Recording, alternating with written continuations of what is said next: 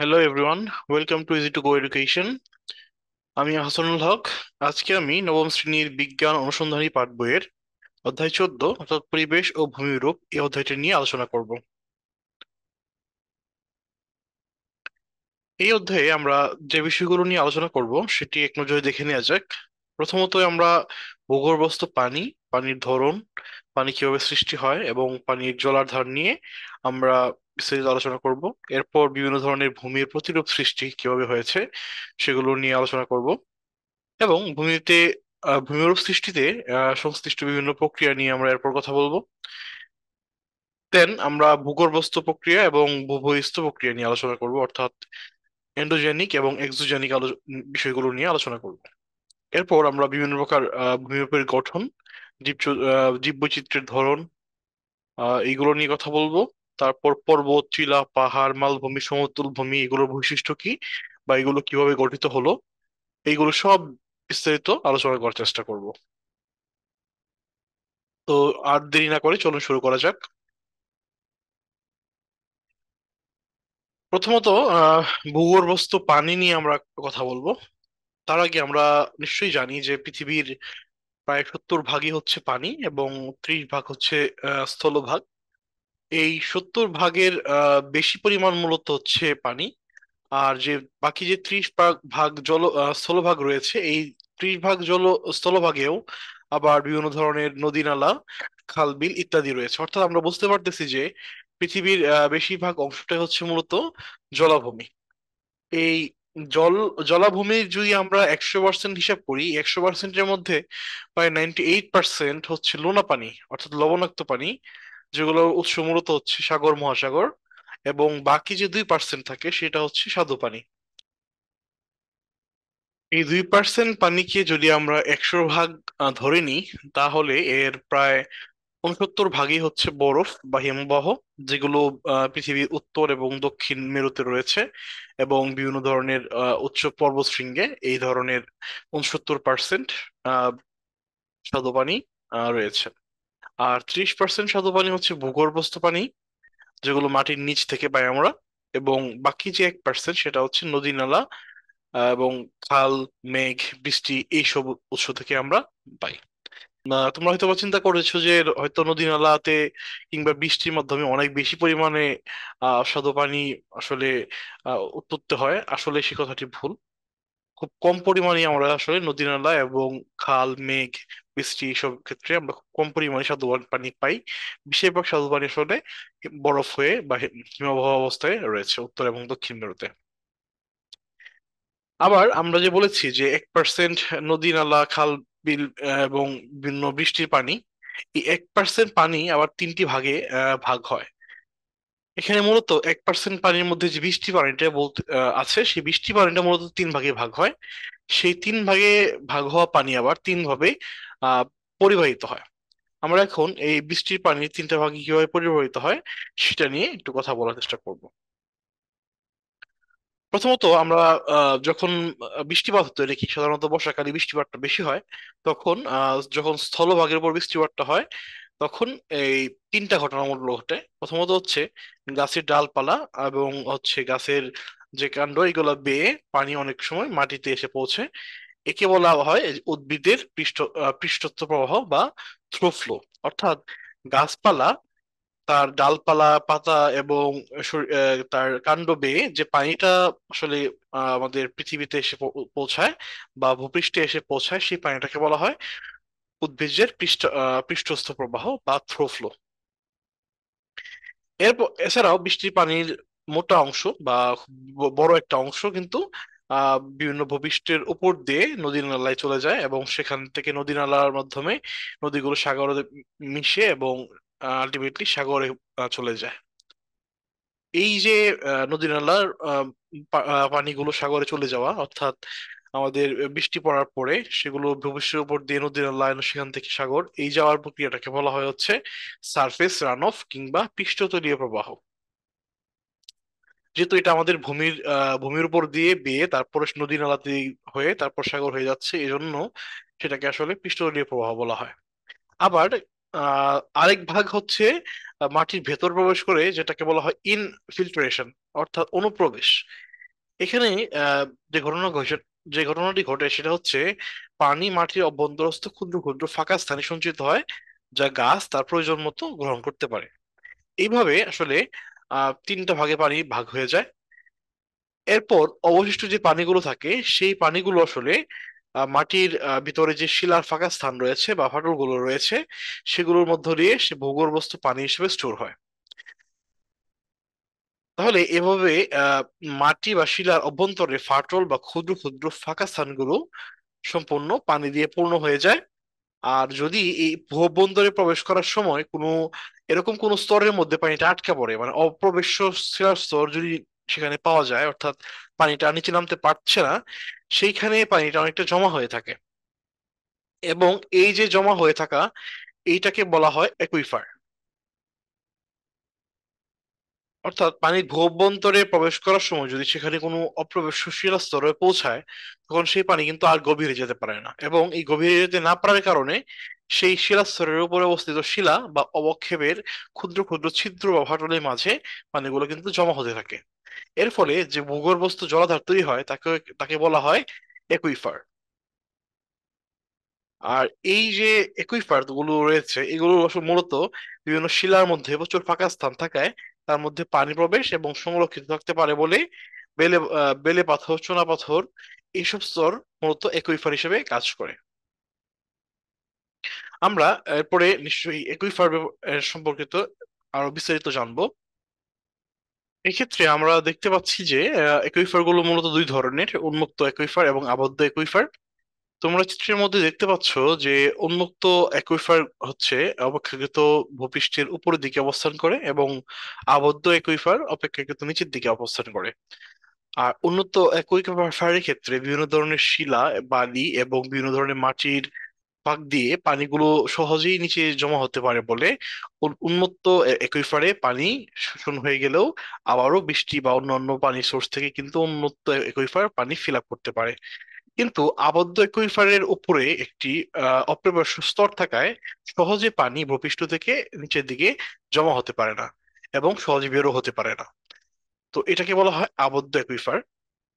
আর আবদ্ধ একুইফারের একটা বৈশিষ্ট্য হচ্ছে, যেহেতু উপর থেকে অনেক বেশি পরিমাণে চাপ এই আবদ্ধ একুইফারের উপরে পড়তে থাকে এবং এর মধ্যে কোনো রাস্তা থাকে না সাধারণত বের হওয়ার, তাই আবদ্ধ একুইফারে অনেক বেশি পরিমাণে পানির চাপ থাকে। কোনো কারণে যদি এই অপরিবেশ স্তরে কোনো কোনো ধরনের ছিদ্র হয় বা কোনো ফাটল দেখা যায়, তাহলে কিন্তু কোনো প্রকার চাপ ছাড়াই অটোমেটিক্যালি পানি ভূপৃষ্ঠের নিচ থেকে উপর দিকে উঠতে থাকবে। আমরা উন্মুক্ত অ্যাকুইফার এবং আবদ্ধ অ্যাকুইফারের বিস্তারিত একটু জানার চেষ্টা করি। তোমরা দেখতে পাচ্ছ যে এই যে চিত্র, এখানে উন্মুক্ত অ্যাকুইফার এবং আবদ্ধ অ্যাকুইফার দুইটাই বলা হয়েছে। তো আমি যেটা ইতিমধ্যে বলেছি সেটা হলো যে আহ, যদি কোনো পানির স্তর থেকে ভূপৃষ্ঠ পর্যন্ত অনুপ্রবেশযোগ্য শিলাস্তর থাকে, অর্থাৎ পানি সহজে এর মধ্যে দিয়ে চলাচল করতে পারে, অর্থাৎ ভূপৃষ্ঠের পানি সহজে ভিতরে প্রবেশ করতে পারে, এইসব ক্ষেত্রে যে একুইফারটা তৈরি হয় সেটাই হচ্ছে মূলত উন্মুক্ত একুইফার। এজন্যই এই স্তরে পানি উত্তোলন করে ফেললে সেটা পুনরায় পূর্ণ হওয়া সম্ভব বলে এই উন্মুক্ত একুইফার গুলো সহজে শেষ হয়ে যায় না। বৃষ্টি বা অন্যান্য ক্ষেত্রে যদি পানি এখান থেকে নিয়ে আসা যায় তাহলে কিন্তু উন্মুক্ত একুইফার পানি দিয়ে পূর্ণ হয়ে যায়।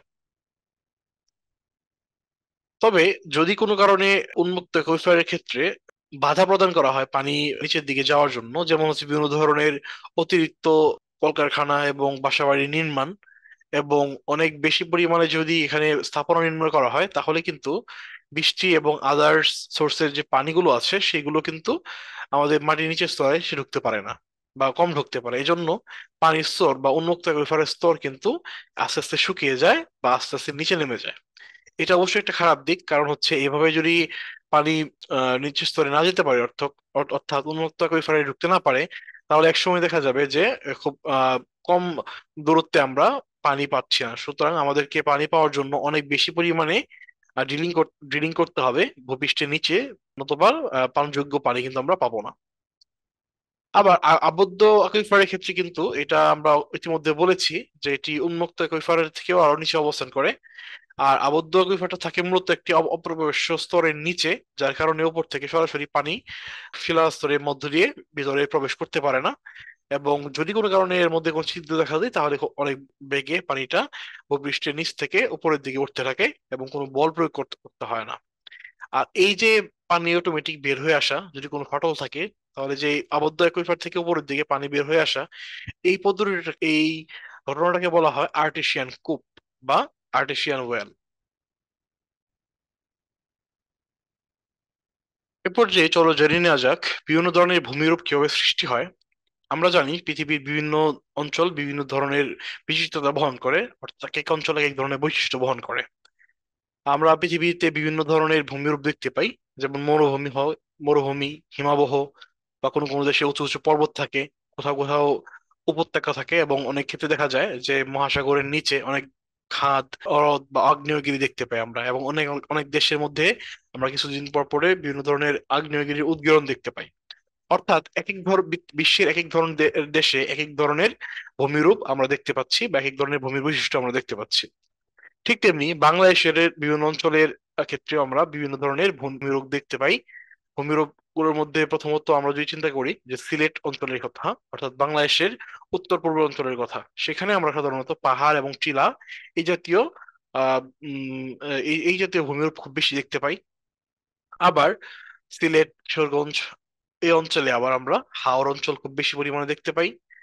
এছাড়াও বাংলাদেশের দক্ষিণ পূর্ব চট্টগ্রাম, বান্দরবান, এইসব রাঙামাটি এইসব অঞ্চলেও আমরা পাহাড় এবং টিলা দেখতে পাই। আবার বাংলাদেশের অন্যান্য অংশে আমরা অনেক সময় সমতল ভূমি দেখতে পাই। সুতরাং আমরা বাংলাদেশেরও বিভিন্ন ধরনের ভূমিরূপ দেখতে পাচ্ছি। তো আমরা এখন এই যে ভূমিরূপ গুলো ভিন্ন ভিন্ন হওয়া, এইগুলোর কারণ কি, কি কারণে হয়, এগুলো আমরা একটু বিস্তারিত জানার চেষ্টা করব। প্রথমত, এই ভূমিরূপ গুলো সম্পূর্ণ প্রাকৃতিক কারণে সৃষ্টি হয়। আমরা মানুষের কারণে খুব বেশি করে পরিমাণ চেঞ্জ করা যায় না। তবে ভূমিরূপের মধ্যে মানুষ নিজেরা চাইলে বেশ কিছু পরিবর্তন আনতে পারে, কিন্তু মূলত এটা প্রাকৃতিক কারণে সৃষ্টি হয়ে থাকে। পৃথিবীর ভূমির সৃষ্টির ক্ষেত্রে দুই ধরনের শক্তি মূলত কাজ করে থাকে। একটা হচ্ছে ভূবন্তর থেকে শক্তি, আর একটা হচ্ছে ভূবহিস্থ অঞ্চল থেকে শক্তি। এই দুই শক্তির মাধ্যমে আসলে বিভিন্ন ধরনের ভূমির সৃষ্টি হয়। তাহলে প্রাকৃতিক যেসব কারণে ভূমিরূপ গুলো সৃষ্টি হলো, সেগুলোকে আমরা দুই ভাগে ভাগ করতে পারি। সেগুলো কি কি? প্রথমত হচ্ছে ভূভ্যন্তরস্থ প্রক্রিয়া বা এন্ডোজেনিক প্রসেস, এবং দ্বিতীয়ত হচ্ছে ভূবহিস্থ প্রক্রিয়া বা এক্সোজেনিক প্রসেস। এই পর্যায়ে চলো জেনে নিই যে ভূভ্যন্তরস্থ প্রক্রিয়ার কারণে আমাদের কি কি প্রক্রিয়ার কারণে আমাদের ভূমিরূপ গুলো চেঞ্জ হয়। প্রথমত, নাম থেকে তোমরা বুঝতে পারতেছো যে ভূভ্যন্তরস্থ প্রক্রিয়া বলতে বোঝাচ্ছে যে পৃথিবীর ভূমণ্ডলের নিচে, অর্থাৎ ভূমির নিচে যে ধরনের ঘটনাগুলো ঘটে থাকে এবং এই ঘটনাগুলোর জন্য যদি ভূমিরূপের পরিবর্তন হয়, সেগুলোকে বলা হচ্ছে ভূভ্যন্তরস্থ প্রক্রিয়া। আমরা মূলত এই ঘটনার জন্য দায়ী করি হচ্ছে ভূমির অভ্যন্তরস্থ থাকা বিভিন্ন ধরনের টেকটনিক প্লেট, অর্থাৎ মাটি এবং শিলার বড় বড় ধরনের বেশ বেশ কিছু স্তর এগুলোর জন্য মূলত দায়ী। এই পৃথিবীর অভ্যন্তরীণ শক্তিগুলো মূলত বিভিন্ন ভাবে দেখা যেতে পারে। সাধারণত পৃথিবীর সবচেয়ে উপরের স্তর বা ভূপৃষ্ঠে অবস্থিত শিলাসমূহের আকার এবং অবস্থানের পরিবর্তন দেখা যেতে পারে।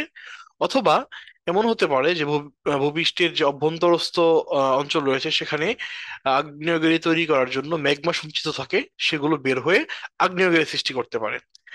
এই দুই ধরনের প্রক্রিয়ার মাধ্যমে মূলত পৃথিবীর বহিস্থ অংশে বিভিন্ন ধরনের বিকৃতি ঘটে থাকে, বা বিভিন্ন ধরনের ভূঅভ্যন্তরস্থ প্রক্রিয়ার জন্য পৃথিবীর বাইরের অংশে বিভিন্ন ধরনের ভূমিরূপ সৃষ্টি হতে পারে।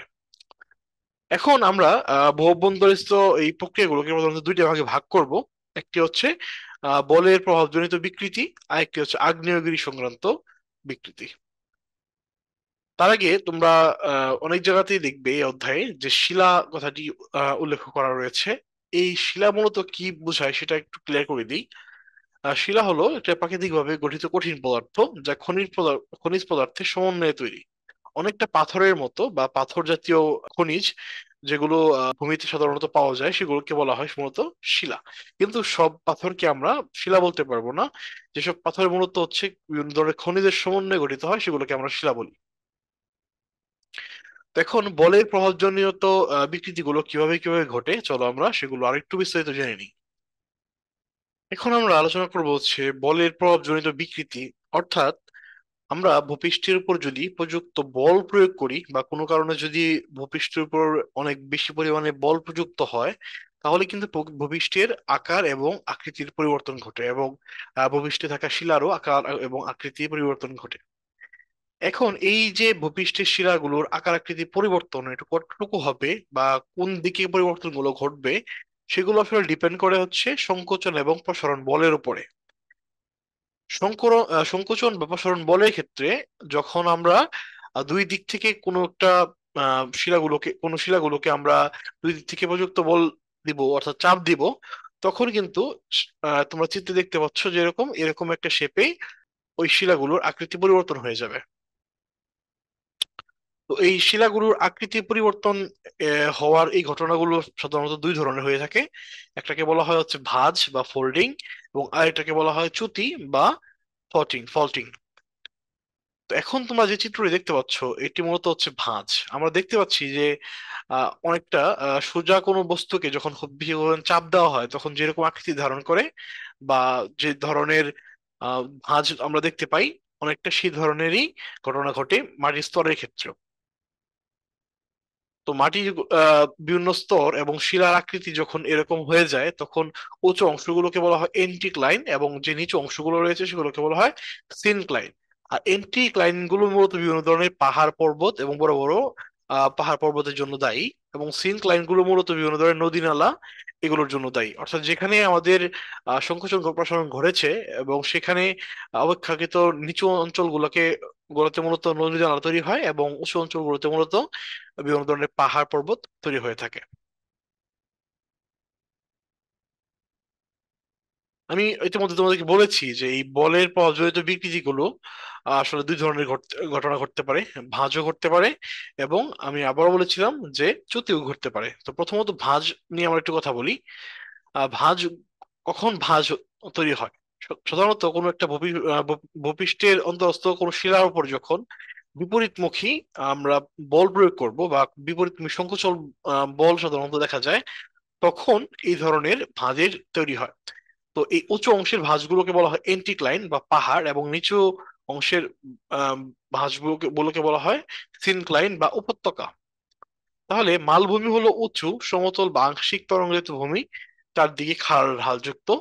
আর এন্টিক্লাইন হচ্ছে পাহাড়, আর নিচু অংশগুলোকে বলা হচ্ছে সিনোক্লাইন বা উপত্যকা। তাহলে আমাদের আরেকটি বিষয় আমাদের জানিয়ে রাখতে হবে, সেটা হচ্ছে মালভূমি। মালভূমি কি? মালভূমি হলো পানি, হিমবাহ, আগ্নেয়গিরি, টেকটনিক প্লেট এগুলোর কারণে যে ধরনের ভূমিগুলো তৈরি হয় সেগুলোকে বলা হয় আসলে মালভূমি। ভূপৃষ্ঠের উপরে যখন চাপগুলো প্রয়োগ করা হয় বা শিলাগুলোর উপরে যখন চাপগুলো তৈরি করা হয়, তখন এদের গঠন ভিন্ন ভিন্ন রকম হতে পারে, বা ভাঁজগুলো ভিন্ন ভিন্ন ধরনের হতে পারে।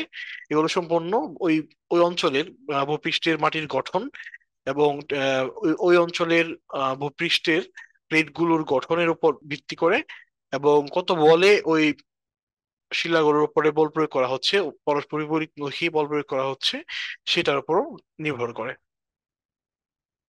এখানে যে মালভূমিগুলোর কথা বলা হয়েছে, পৃথিবীতে এরকম অনেক মালভূমি সাধারণত রয়েছে। তার মধ্যে কয়েকটি উল্লেখযোগ্য মালভূমি হলো পামির মালভূমি, ইরানের মালভূমি। এইসব মালভূমিগুলো খুবই আহ বিখ্যাত মালভূমির অন্তর্ভুক্ত।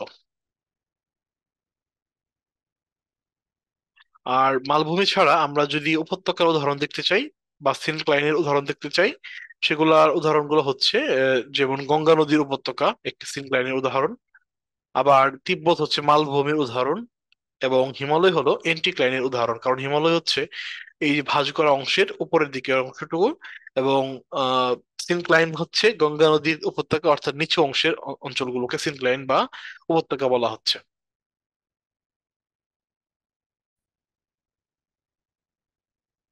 এরপর আমরা বলের প্রভাবজনিত বিকৃতি, আরেক ধরনের বিকৃতি হলো চ্যুতি। এই চ্যুতি সম্পর্কে আমরা এখন জানবো। কোন স্থানের ভূপৃষ্ঠে শিলার উপর যখন সংকোচন বা প্রসারণ বল প্রয়োগ করা হয়, তাতে ফাটলের সৃষ্টি হয়, এবং সেই ফাটল তল বরাবর একটি শিলার খণ্ড এবং অপরটি থেকে বিভিন্ন অবস্থান পরিবর্তন করতে পারে। এই শিলা উপযুক্ত বল সহ্য করতে না পারার কারণে তাতে ফাটল সৃষ্টি হয়। এক্ষেত্রে একটি শিলাখণ্ড অপরটি থেকে নিচে নেমে যেতে পারে, অথবা আনুভূমিক অবস্থান পরিবর্তন করতে পারে, অথবা উপরে উঠে যেতে পারে। এই যে অবস্থানে একটি শিলা তার অপর অংশ থেকে অবস্থানে পরিবর্তন করে করে ফেলা, এটা হচ্ছে মূলত চ্যুতি। এই চ্যুতিগুলো সাধারণত তিন ধরনের হয়, আমরা যেটা বললাম ইতিমধ্যে, যে একটি শিলাখণ্ড নিচে নেমে যেতে পারে, আর যেটাকে বলা হচ্ছে স্বাভাবিক চ্যুতি। আর স্ট্রাইক স্লিপ চ্যুতি বলতে বোঝায় যে শিলাখণ্ডগুলো পাশাপাশি স্থানান্তর হয়, অর্থাৎ উপর নিচে হয়ে যায় না, পাশাপাশি স্থানান্তর হয়। আর তৃতীয় ধরনের চ্যুতিটা হলো বিপরীত চ্যুতি। এটি হলো একটি শিলাখণ্ড আরেকটির উপরে উঠে যায়। এইভাবে সাধারণত তিন ধরনের চ্যুতিগুলো দেখা দেখা যায়। আর ভূপৃষ্ঠের অভ্যন্তরস্থ প্লেটগুলোর মধ্যে এই ধরনের চ্যুতিগুলো হওয়ার প্রধান প্রধান কারণগুলোর মধ্যে হলো ভূমিকম্প। অর্থাৎ ভূমিকম্পের সময় এই প্লেটগুলো নাড়াচাড়া শুরু হয়, যার কারণে একটি আরেকটার উপরে বা নিচে বা পাশাপাশি ভাবে মুভ করা শুরু করতে পারে। আর কোন অঞ্চলের শিলাতে চ্যুতি ঘটবে বা কোন অঞ্চলের ভূগর্ভস্থ স্থানগুলোতে চ্যুতি ঘটবে, সেগুলো আসলে ওই অঞ্চলের শিলার গঠন এবং ওই অঞ্চলের ভূতাত্ত্বিক গঠনের সাথে সম্পর্কিত। আর এই চ্যুতির ফলে এই চ্যুতির মধ্যে দিয়ে ভূপৃষ্ঠের অভ্যন্তরস্থ খনিজ পদার্থগুলো বের হয়ে আসতে পারে। সুতরাং এই চ্যুতিগুলো খনিজ পদার্থের উৎসও হতে পারে। এভাবে আমরা তিন ধরনের চ্যুতির ব্যাপারে ধারণা পেতে পারি। তোমরা চিত্রে দেখতে পাচ্ছ যে আহ, এই মরক্কোতে অবস্থিত একটি চ্যুতি চিত্র দেখানো হয়েছে। এখানে কিছু কিছু পাথর দেখা যাচ্ছে, পাথরের স্তর দেখা যাচ্ছে, একটি স্তর আরেকটি থেকে কিছুটা উপরে উঠে চলে গেছে, মনে হচ্ছে যে কেউ কেটে হয়তো বা একটু এদিক সেদিক করে জোড়া লাগিয়ে দিয়েছে। আসলে এখানে মাটির স্তরগুলো একটা স্তর উপরে উঠে গিয়েছে, একটা স্তর নিচে নেমে গিয়েছে। এইভাবে আসলে চ্যুতিগুলো তৈরি হয়েছে। এবং এই এই বলের প্রভাবগুলোর কারণেই পৃথিবীর ভূপৃষ্ঠের বাইরের যে বৈশিষ্ট্যগুলো সেগুলো পরিবর্তিত হতে থাকে। পৃথিবীর বিভিন্ন ধরনের ভূমিরূপ সৃষ্টির পেছনে আরেকটি কারণ রয়েছে, সেটা হচ্ছে আগ্নেয়গিরি সংক্রান্ত ভূ অভ্যন্তরস্থ প্রক্রিয়া। আগ্নেয়গিরি হলো ভূপৃষ্ঠের ভিতর থেকে যে ম্যাগমাগুলো সঞ্চিত থাকে, সেই ম্যাগমাগুলো যদি কোনোভাবে বেরিয়ে আসতে পারে পৃথিবীর অঞ্চল থেকে, তখন সেটাকে বলা হয় আগ্নেয়গিরি। পৃথিবীর ভিতরে, ভূপৃষ্ঠের ভিতরে কিছু গলিত পাথর থাকে, এই গলিত পাথরগুলোকে বলা হয় মেগমা। আর এই মেঘমা যদি কোনো কারণে পৃথিবীর ভূপৃষ্ঠের নিচের অঞ্চল থেকে উপরের দিকে বের হয়ে আসে, সেই বের হয়ে আসা তরলগুলোকে প্রথম বলা হয় লাভা। আর এই সম্পূর্ণ পদ্ধতি প্রক্রিয়াটাকে বলা হয় আগ্নেয়গিরি। এই লাভার ধরনের উপর ভিত্তি করে, অর্থাৎ আগ্নেয়গিরি থেকে যে বিস্ফোরক যে বিস্ফোরক গলিত তরল নির্গত হয়, তার ধরনের উপর ভিত্তি করে আগ্নেয়গিরিকে মূলত দুই ভাগে ভাগ করা হয়। একটি হচ্ছে বিস্ফোরক ধরনের। বিস্ফোরক ধরনের আগ্নেয়গিরি বলতে বোঝায় ওই আগ্নেয়গিরিতে সিলিকা বা সিলিকন ডাইঅক্সাইডের পরিমাণ অনেক বেশি। অর্থাৎ একটি আগ্নেয়গিরি কি ধরনের হবে সেটি লাভার বৈশিষ্ট্য, তাতে থাকা পরিমাণ গ্যাস ইত্যাদির উপর নির্ভর করে। আর লাভাতে যদি সিলিকা শতকরা পরিমাণ বেশি হয় তবে সেটি অ্যাসিডিক টাইপের লাভা হয়। এই ধরনের লাভা বেশি ঘন ধরনের হয় বলে সহজে বের হয়ে আসতে বা প্রভাবিত হতে পারে না। এই ধরনের লাভা নির্গমনকারী আগ্নেয়গিরিগুলোকে বিস্ফোরক ধরনের আগ্নেয়গিরি বলা হয়ে থাকে। এর একটি উদাহরণ আমরা যদি চিন্তা করি, সেটা হচ্ছে যুক্তরাষ্ট্রের ক্যালিফোর্নিয়াতে অবস্থিত মাউন্ট সেন্ট হেলেন আগ্নেয়গিরিটি হচ্ছে একটি বিস্ফোরক ধরনের আগ্নেয়গিরি। দ্বিতীয় যে ধরনের আগ্নেয়গিরি নিয়ে আমি এখন কথা বলবো সেটি হচ্ছে শিল্ড বা শান্ত ভলকানো। এই শান্ত বা শিল্ড ভলকানো বলতে বোঝায় যে এই আগ্নেয়গিরিগুলোতে সাধারণত সিলিকার পরিমাণ একটু কম হয়। লাভাতে সিলিকার পরিমাণ কম হলে বেসিক টাইপের লাভা বলা হয়, এবং এই ধরনের লাভা সহজে প্রভাবিত হতে পারে। এই আগ্নেয়গিরি থেকে বিস্ফোরণ ছাড়াই লাভা বের হতে থাকে। সাধারণত দুটি টেকটনিক প্লেট একে অপর থেকে দূরে যেতে থাকলে সেই স্থানে এমন প্রক্রিয়ায় নতুন প্লেট সাধারণত গঠন হয়। সহজে প্রভাবিত হলে এই ধরনের লাভা দিয়ে গঠিত আগ্নেয়গিরি ঢাল খুব মসৃণ হয় এবং সেটি অনেক দূর পর্যন্ত বিস্তৃত থাকে। দেখতে অনেকটা যুদ্ধ ব্যবহৃত ঢালের মতো হওয়ায় এই ধরনের আগ্নেয়গিরিকে শিল্ড ভলকানো বলা হয়। শিল্ড ভলকানোর একটি উদাহরণ হচ্ছে যুক্তরাষ্ট্রের হাওয়াই দ্বীপপুঞ্জের শিল্ড ভলকানো হচ্ছে এরকম আগ্নেয়গিরির একটি উদাহরণ। আবার আগ্নেয়গিরির সক্রিয়তার উপর ভিত্তি করে আগ্নেয়গিরিকে আবার তিন ভাগে ভাগ করা যায়। প্রথমত হচ্ছে সক্রিয় আগ্নেয়গিরি। সক্রিয় আগ্নেয়গিরি বলতে বোঝায় যে যেসব আগ্নেয়গিরির অগ্ন্যুৎপাত ইতিমধ্যে চলছে সেগুলোকে বলা হয় সক্রিয় আগ্নেয়গিরি। আবার দ্বিতীয় যে আগ্নেয়গিরি ধরো সেটি হচ্ছে সুপ্ত আগ্নেয়গিরি, অর্থাৎ এই আগ্নেয়গিরিতে অতীতে কোনো না কোনো সময় আহ অগ্নুৎপাত হয়েছিল বা নিকট ভবিষ্যতে হতে পারে, এই ধরনের আগ্নেয়গিরিগুলোকে বলা হয় সুপ্ত আগ্নেয়গিরি। এই সুপ্ত আগ্নেয়গিরিতে যে কোনো ধরনের অভ্যন্তরীণ পরিবর্তনের ফলে যে কোনো সময় আবারও আগ্নেয়গিরির হতে পারে। আর তৃতীয় যে ধরনের আগ্নেয়গিরি রয়েছে সেটা হচ্ছে মৃত আগ্নেয়গিরি। এই ধরনের আগ্নেয়গিরিতে পূর্বে হয়তো সেটি সক্রিয় ছিল বা অগ্নুৎপাত হয়েছিল, কিন্তু বর্তমানে এর মধ্যে কোনো ধরনের অগ্নুৎপাত হয় না এবং ভবিষ্যতেও কোনো ধরনের অগ্নুৎপাত হওয়ার সম্ভাবনা নেই। এই ধরনের আগ্নেয়গিরিকে সাধারণত বলা হয় মৃত আগ্নেয়গিরি। এই ধরনের আগ্নেয়গিরির বাইরেও একটি ভয়ঙ্কর এবং বিপজ্জনক আগ্নেয়গিরির আহ অস্তিত্ব রয়েছে, সেটাকে বলা হয় মহা আগ্নেয়গিরি। এই মহা আগ্নেয়গিরি সাধারণত কয়েক লক্ষ বছরে একবার অগ্নুৎপাত হয় এবং অন্যান্য আগ্নেয়গিরির তুলনায় অনেক অনেক বেশি পরিমাণে লাভা এবং অন্যান্য বস্তু নির্গত করে। অর্থাৎ এই আগ্নেয়গিরি সহজেই অ্যাক্টিভেট হয় না বা সহজেই অগ্নুৎপাত সে করে না, এবং যদি কোনো কারণে সে অগ্নুৎপাত শুরু করে তাহলে সেটা সাধারণ আগ্নেয়গিরি থেকে কয়েক গুণ বেশি পরিমাণে ক্ষতির কারণ হয়ে দাঁড়ায়, কিংবা কয়েক গুণ বেশি পরিমাণে লাভা এবং অন্যান্য বস্তু নির্গত করে থাকে।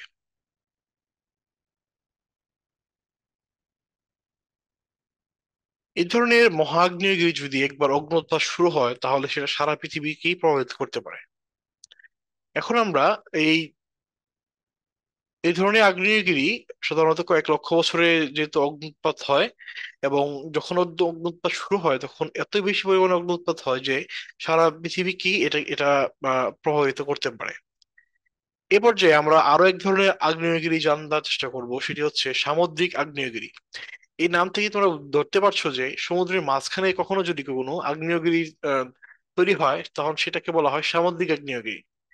সাধারণত সমুদ্রী স্থলভূমির মধ্যে যেরকম আগ্নেয়গিরি পাওয়া যায়, সমুদ্রের নিচেও একই রকম ভাবে আগ্নেয়গিরির অগ্নুৎপাত হয়ে থাকে, এবং সেই ধরনের আগ্নেয়গিরির অগ্নুৎপাত থেকে লাভা যেগুলো বের হয়ে আসছে সেগুলো পানির সংস্পর্শে এসে জমাট বেঁধে যায়। আর জমাট বেঁধে যাওয়া লাভাগুলো অনেকটা পানির নিচে পর্বতমালার মতো সৃষ্টি করে। এই পর্বতমালার উপরের অংশ যখন পানির উপরে বের হয়ে চলে আসে তখন সেটা অনেকটা দেখতে দ্বীপের মতো মনে হয়। তো এই সাগরে এই ধরনের আগ্নেয়গিরি গুলোকে তখন বলা হয় সামুদ্রিক আগ্নেয়গিরি। এর উদাহরণ হিসেবে আমরা বলতে পারি দক্ষিণ প্রশান্ত মহাসাগরে টঙ্গা নামে এক ধরনের দ্বীপ রয়েছে। এই টঙ্গা দ্বীপও কিন্তু সামুদ্রিক আগ্নেয়গিরির কারণেই তৈরি হয়েছিল।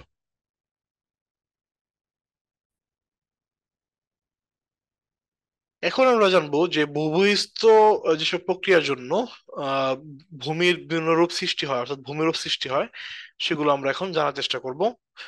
ভূবহিস্থ প্রক্রিয়াগুলো সাধারণত ভূমিরূপ সৃষ্টিতে ভূপৃষ্ঠের বাইরের বস্তু এবং শক্তি দ্বারা পরিচালিত হয়।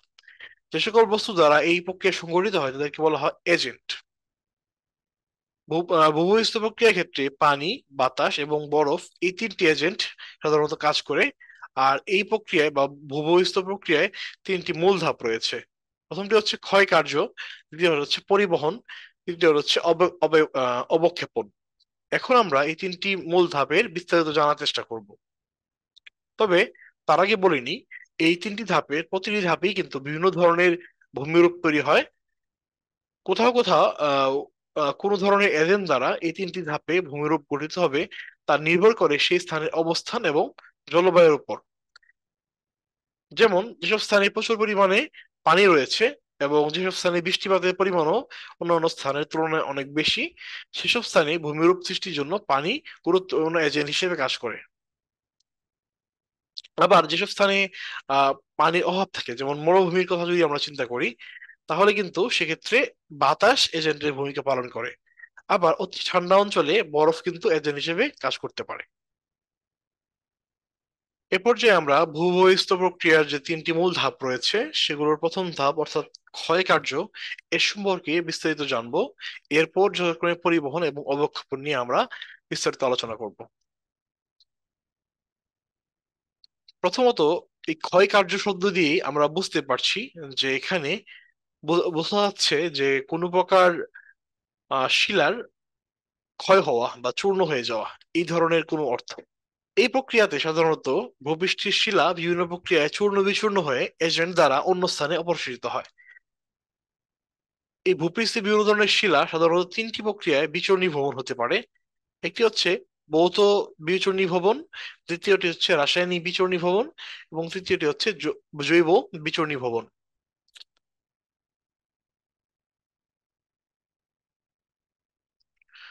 চলো ভৌত বিচূর্ণী ভবন নিয়ে আমরা একটু বিস্তারিত আলোচনা করি। ভৌত বিচূর্ণী ভবন প্রক্রিয়ায় শিলা বিভিন্ন ভৌত শক্তি দ্বারা প্রভাবিত হয় এবং খণ্ড বিখণ্ড হয়ে অপেক্ষাকৃত ক্ষুদ্র কণায় পরিণত হয়। এক্ষেত্রে শিলার গঠনকারী যে খনিজ সমূহ রয়েছে, সেই রাসায়নিক খনিজ সমূহের গঠন অক্ষুণ্ণ থাকে, শুধুমাত্র শিলার আকার এবং আকৃতি পরিবর্তন ঘটে। যেমন আমরা উদাহরণস্বরূপ একটা বলতে পারি, বড় গ্রানাইট, যেগুলো হচ্ছে একটি আগ্নেয় শিলা শিলা পাথর ভৌত এবং বিচূর্ণ ভবনের দ্বারা অপেক্ষাকৃত ক্ষুদ্র ক্ষুদ্র নুড়ি পাথরে পরিণত হয়ে থাকে। অর্থাৎ গ্রানাইট পাথর আমরা এই বিচূর্ণী ভবনের মাধ্যমে ছোট ছোট নুড়ি পাথরে পরিণত হতে দেখতে পাই। এছাড়াও বিভিন্ন ধরনের ভৌত বিচূর্ণী ভবন প্রক্রিয়া রয়েছে। এর মধ্যে প্রথমটি হচ্ছে হিমজনিত প্রক্রিয়া। এই হিমজনিত প্রক্রিয়া অংশ থেকে আমরা বুঝতে পারছি যে এখানে ঠান্ডা অঞ্চলগুলোর কথা বলা হচ্ছে। ঠান্ডা অঞ্চলগুলোতে সাধারণত পাথরের মাঝে যে ধরনের ফাটল থাকে, দিনের বেলা সেই ফাটলগুলো দিয়ে পানি ঢোকে।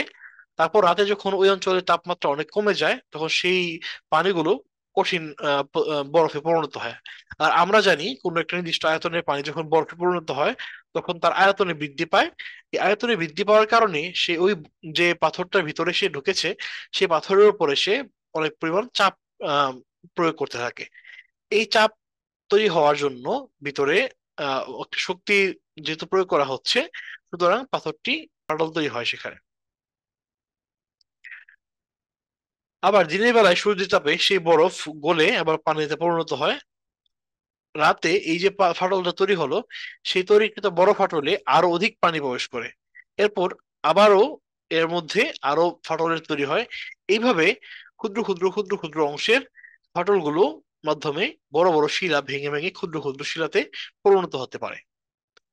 দ্বিতীয় যে ধরনের বিচূর্ণী ভবন আছে, সেটি হচ্ছে লবণ স্ফটিক গঠনজনিত বিচূর্ণী ভবন। এখানে লবণ স্ফটিক গঠনজনিত বিচূর্ণী ভবন বলতে হিম হিমজনিত প্রক্রিয়ার মাধ্যমে যে আমরা বিচূর্ণী ভবন দেখেছিলাম, সেই কাছাকাছি ধরনেরই বোঝাচ্ছে। মূলত পাথরে চাপগুলো সৃষ্টি করে এক্ষেত্রে লবণের স্ফটিক। আমরা হিমজনিত প্রক্রিয়াতে দেখেছিলাম যে পাথরের মধ্যে চাপগুলো তৈরি করে মূলত হচ্ছে বিভিন্ন ধরনের পানি। বাট লবণ স্ফটিক জনিত গঠনজনিত যে বিচণ্ডী ভবনগুলো হয়, সেখানে এই লবণ মূলত এই কাজগুলো করে থাকে। পৃথিবীর বিভিন্ন শুষ্ক অঞ্চলে পানির দ্রুত বাষ্পীভূত হয়, ফলে সেই পানিতে অবস্থিত যে দ্রবীভূত লবণ আছে, সেই লবণ স্ফটিকে পরিণত হয়। লবণের স্ফটিক যত বেশি পরিমাণ বৃদ্ধি পাবে পাথরের মাঝে, ফাটলে তত বেশি পরিমাণে চাপ কিন্তু সৃষ্টি হবে। এইভাবে ভৌত বিচূর্ণী ভবন কিন্তু সংঘটিত হয়। এছাড়াও তাপের পরিবর্তনজনিত কারণেও কিন্তু ভৌত বিচূর্ণী ভবন হতে পারে। অর্থাৎ ভৌত বিচূর্ণী ভবনের আরেকটি উদাহরণ হচ্ছে তাপের পরিবর্তনজনিত কারণ। কিছু কিছু স্থানে আমরা দেখি যে দিন এবং রাতের তাপমাত্রার মধ্যে অনেক বেশি পরিমাণে পার্থক্য থাকে। এই সব স্থানে সূর্যের তাপে শিলা প্রসারিত হয় দিনের বেলায়, আর রাতের বেলায় অনেক বেশি পরিমাণে ঠান্ডা হয়, এখানে শিলাগুলো সংকোচন ঘটে থাকে। আমরা জানি শিলাগুলো হচ্ছে বিভিন্ন ধরনের খনিজের মিশ্রণ। বিভিন্ন ধরনের খনিজের তাপের কারণে এরা কিন্তু প্রসারিত হতে পারে। যেহেতু এরাও প্রসারিত হচ্ছে এবং প্রসারিত হওয়ার কারণে শিলার অন্যান্য অংশের উপর চাপটা ছড়িয়ে পড়ছে, তখন শিলাগুলো এই কারণগুলোর জন্য ভেঙে যেতে পারে। তো এটা হচ্ছে তাপের পরিবর্তন জনিত কারণে বিচরণী ভবন। আর চতুর্থ যে কারণটা সেটা হচ্ছে এক্সফোলিয়েশন, অর্থাৎ মাটির নিচ থেকে উন্মোচিত শিলা স্তরে স্তরে ভেঙে যাওয়া। মাটির নিচে যেসব শিলা থাকে, তা মাটির উপরে এবং শিলার চাপে কিছুটা সঙ্কিত অবস্থায় থাকে। সময় পরিবর্তনের ফলে উপরের শিলা বা মাটি প্রসারিত হলে নিচের শিলা বা ভূপৃষ্ঠে উন্মোচিত হয়। এসব শিলার উপরে উপযুক্ত চাপ না থাকায় তা প্রসারিত হয় এবং সমান্তরাল অনেকগুলো ফাটল সৃষ্টি হয়। এইভাবে মূলত শিলা পেঁয়াজের খোসার মতো স্তরে স্তরে ভাঙতে থাকে, এবং এই ধরনের শিলাগুলোর ভাঙার যে প্রক্রিয়া, বিচূর্ণী ভবনের যে প্রক্রিয়া, এটাকে বলা হয় এক্সফোলিয়েশন। এই ভৌত বিচূর্ণী ভবন প্রক্রিয়াগুলো ভূমিরূপের পরিবর্তনে গুরুত্বপূর্ণ ভূমিকা পালন করে। বিভিন্ন ধরনের জলবায়ুতে বিভিন্ন ধরনের ভৌত বিচূর্ণী ভবন প্রক্রিয়াগুলো সাধারণত দেখা যায়। আর মানুষের কর্মকাণ্ডগুলো কিন্তু এই ভৌত বিচূর্ণী ভবনকে প্রভাবিত করতে পারে। কৃত্রিম ভাবে যদি কোনো শিলাতে পানি প্রবাহ ঘটানো হয় এবং সেখানে যদি সূর্যের তাপমাত্রা বেশি এবং কম হয়, অর্থাৎ রাত এবং দিনের তাপমাত্রার তারতম্য অনেক বেশি হয়, সেক্ষেত্রে কিন্তু শিলার গুলোর মধ্যে এই ধরনের বিচরণী ভবন অনেক বেশি পরিমাণে দেখা যেতে পারে। আমরা উদাহরণ হিসেবে আরো বেশ কয়েকটা উদাহরণ এখানে আমরা দেখতে পারি। তোমরা স্ক্রিনে দেখতে পাচ্ছ যে প্রথম যে উদাহরণটা আছে সেটা হচ্ছে হিমাবহের দ্বারা শিলার ভেঙে যাওয়া। অর্থাৎ এক্ষেত্রেও কিন্তু আমরা যে হিমজনিত প্রক্রিয়ার কথা বলেছি সেই কারণেই সেই এলাকাগুলো ভেঙে যেতে পারে। দ্বিতীয় যে উদাহরণটা দেওয়া আছে সেটি হচ্ছে শুষ্ক অঞ্চলে শিলা ভেঙে যাওয়া। শুষ্ক অঞ্চলে সাধারণত হিমবাহের উপস্থিতি না থাকলেও সাধারণত সেখানে লবণের স্ফটিক গঠন হতে পারে। আর লবণের স্ফটিক গঠন হলে ধীরে ধীরে সেখানে আয়তন বৃদ্ধিজনিত কারণে শিলা ভেঙে যেতে পারে। আর এইসব কারণে সেখানেও এই ধরনের বিচলনী ভবন ঘটে থাকে।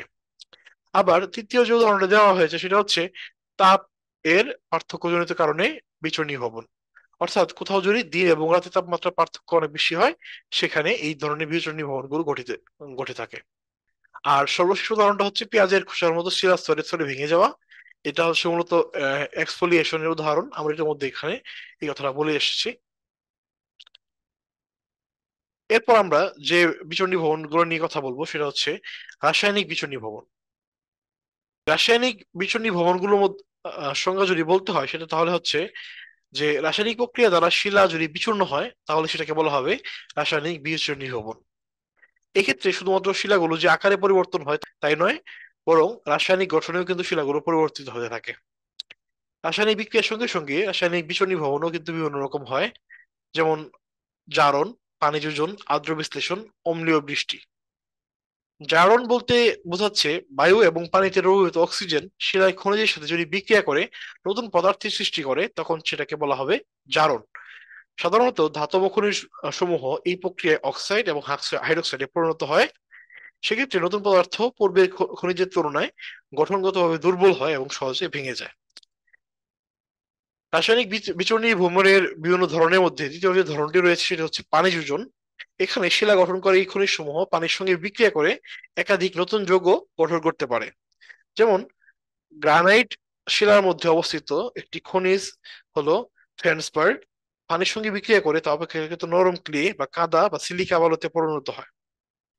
এভাবে রাসায়নিক বিচরণী ভবন ঘটে থাকে, যার কারণে ভৌত এবং রাসায়নিক ধর্ম উভয়ই পরিবর্তিত হতে থাকে। তৃতীয় যে আহ বিচরণী ভবনের ধরন নিয়ে এখানে বলা হয়েছে সেটা হচ্ছে আর্দ্র বিশ্লেষণ। এই আর্দ্র বিশ্লেষণ বলতে পানির উপস্থিতি বোঝানো হয় সাধারণত। পানির অণু খনিজের সাথে যখন সংযুক্ত হয়ে ভিন্নধর্মী একটা খনিজ গঠন করে তখন সেটাকে বলা হয় আর্দ্র বিশ্লেষণ। আমরা উদাহরণস্বরূপ আমরা বলতে পারি যে অ্যানহাইড্রাইট নামক খনিজের সাথে যদি পানি যুক্ত হয় তাহলে কিন্তু সেখানে জিপসাম তৈরি হয়। এটা হচ্ছে একটি আর্দ্র বিশ্লেষণের উৎকৃষ্ট উদাহরণ।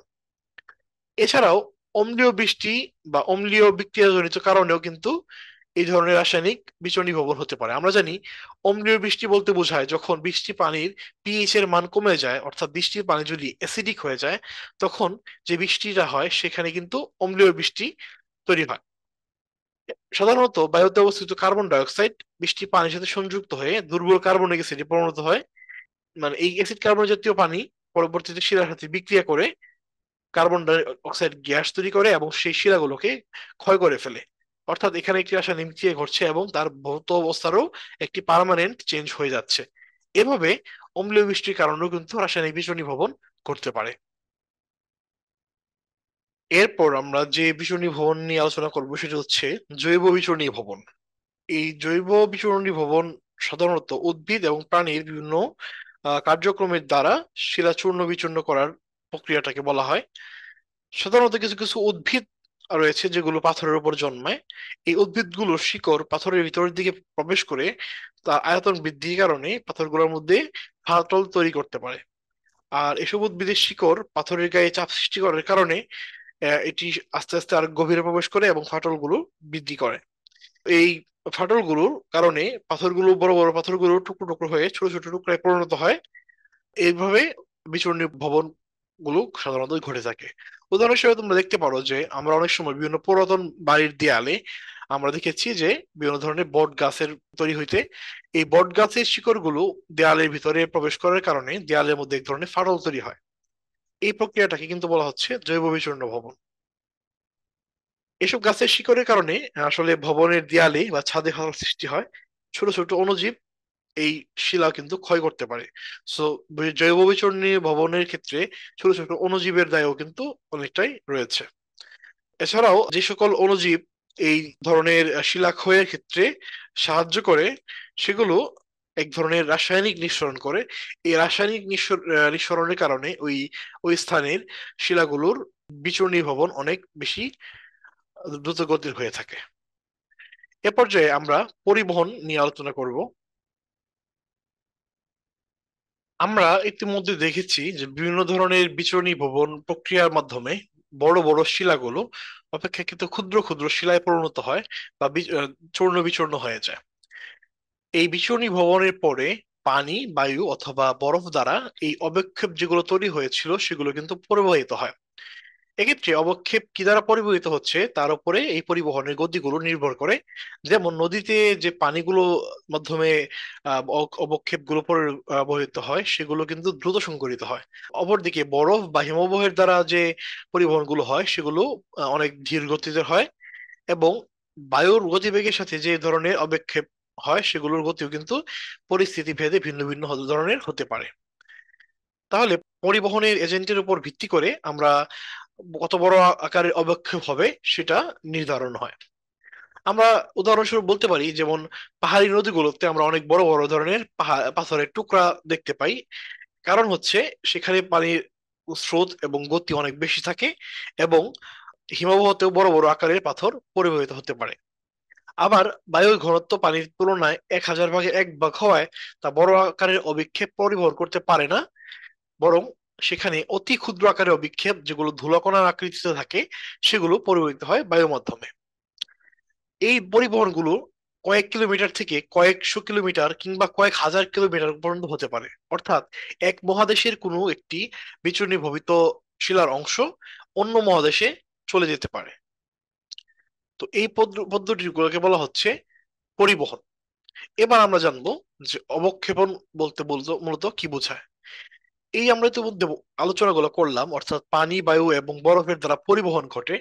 এই পরিবহন গুলা শেষে চূর্ণ বিচূর্ণ হওয়া যে বিভিন্ন ধরনের শিলাগুলো রয়েছে সেই শিলাগুলোর কোথাও না কোথাও গিয়ে জমা হয় এবং ওই জমা হয়ে যাওয়া স্থানে কিন্তু এক ধরনের ভূমিরূপ তৈরি করে তারা।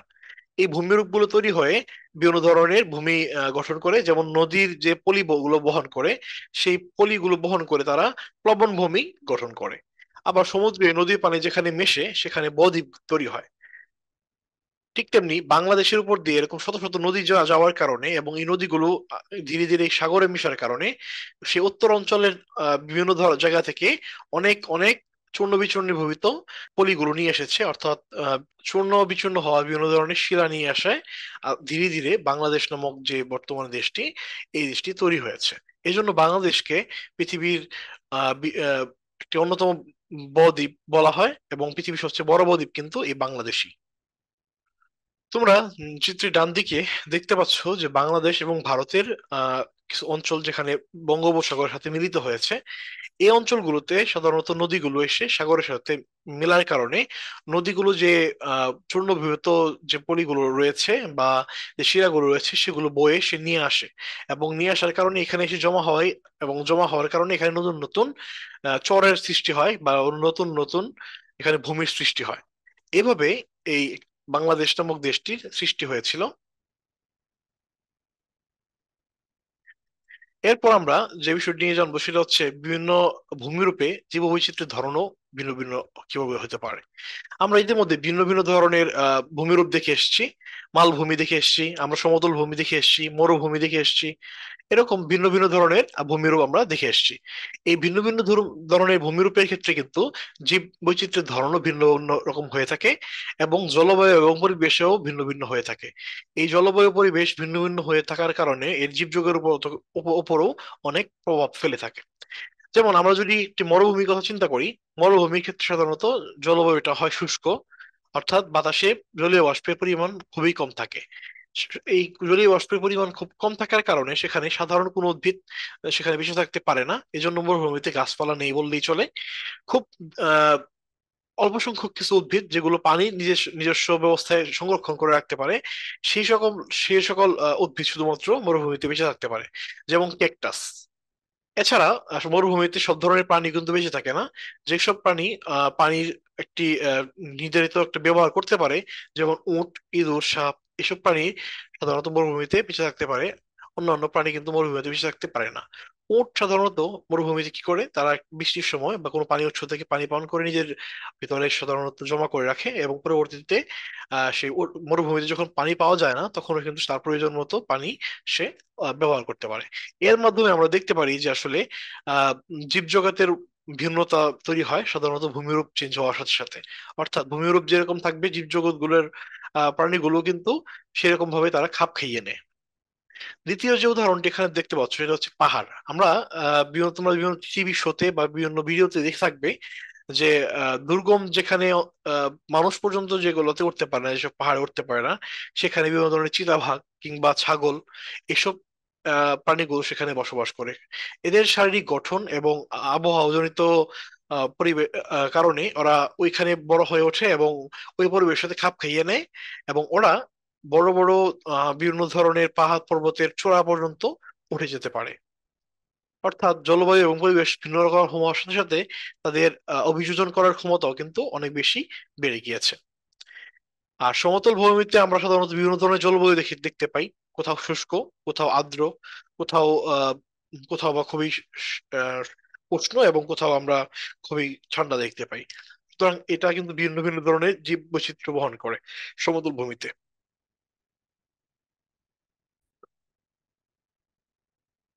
তোমরা এই চিত্রে দেখতে পাচ্ছ যে একটি পাহাড়ে বসবাসকারী ছাগলগুলো অত্যন্ত উঁচু এবং বিপজ্জনক খাড়া ঢাল ধরে সে অনেক উপরে উঠে যেতে পারে।